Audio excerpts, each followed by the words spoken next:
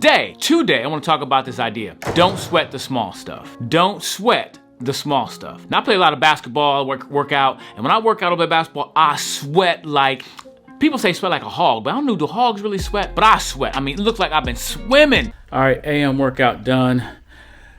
It wasn't as intense as I wanted it to be, but I got to start from where I am and take the good and the bad because I did it. So I'm taking the victory because I got up, worked out, started my day off in a good way. And like I said earlier, I lost about 30 pounds because I have 30 pounds of sweat going right now. And people, my family, like, get away from me. I try to hug my daughter sometimes, mess with her. She'd run through the house because I'm just sweating. And sweating can be good for you because you release toxins and the waste in your body. Some people even go to saunas and sit in saunas just to sweat. And when I'm sick, I like to get in the bed, turn on the humidifier, and just sweat my cold out. So sweating can be useful. But this phrase, don't sweat the small stuff, means don't make a big deal about little itty bitty things. Don't let the little things detour you, distract you, and get you all out of sorts about a lot of stuff. As a matter of fact, I got a book that says that same title. Come on, focus. There it is. Don't sweat the small stuff. Don't sweat the small stuff by a guy named Richard Carlson, PhD, baby. He got the PhD behind his name. He's a doctor. Anyway, this got some good short little things. I would recommend the book. Got some short little sayings in it, short little teachings in it to help you not sweat the small stuff. So let me tell you how I put that into practice. When I'm driving my car, I expect people to drive crazy because people drive crazy. Even though you might not have your driver's license, if you've been in the car long enough, you know people drive crazy, right? So I'm anticipating people doing certain things. And when they do it, I don't sweat the small stuff. They cut me off. They didn't hit my car. I'm safe. My family's safe.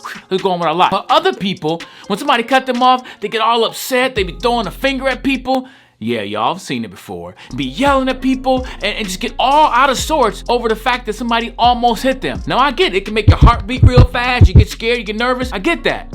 But for me, I have to take a deep breath and go, you know what? What's the big picture? I didn't get hit by them. They didn't hit me. We could all go home and be happy. Right? That's my focus. Now, other things may get me a little bit more, like somebody call me a name. Now, I learned early in life, when people call you names, don't let it bother. That's a small thing because I'm not what they've called me anyway. And if I am what they call me, then what? They just acknowledge something I am. If somebody says, man, you're great. You're awesome. I'm like, okay, thank you. If they say, man, you ugly. You stink. Well, I don't think I look ugly. I put on some deodorant today. I'm good. So what they're saying about me, they're attempting to get me upset. They want to control me right now. They want to see me react. And sometimes some of us react to those little small things. We become like a puppet or a marionette and they control us. Or like a remote control, somebody's pressing our buttons and we jumping around because they said something about us. Those are small things. Don't sweat the small stuff. Even as adults, you can talk to your teachers. Sometimes if we are honest with ourselves adults, sometimes we sweat the small stuff. We make mountains out of molehills. We make a big deal of little things. Now, I'm not saying we shouldn't be concerned, but I'm saying we shouldn't blow them out of proportion and let them dictate our lives. Let me get a real big one that some of you might think was a big deal. The other day I went to go get some gas for my wife's car. Whenever I drive my wife's car, I try to remember to get gas for her, just so she don't have to do it herself. So I'm pulling to get some gas. And a lot of people at the gas station. Usually when a lot of people at the gas station, I'll wait till later, right? Because I got a gas station around the corner from my house. But this day I wanted to get it because I had her car. Pulled around, people lined up. So I found a pump that somebody was at and it was gonna be open soon. So I pulled behind them. My gas tank is on the right side. Hey, I'm in the right position. This person pulls out, and as they begin to pull out, this big truck pulls up right behind him. He's trying to scoot in, I'm scooting in. I've got the right of way, I'm there first. He's getting ready to pull in. And all of a sudden he just started, I could see him, I couldn't hear him, but yelling at me, doing all this stuff, moving his truck closer and closer. And at this point, I got a choice to make. What do?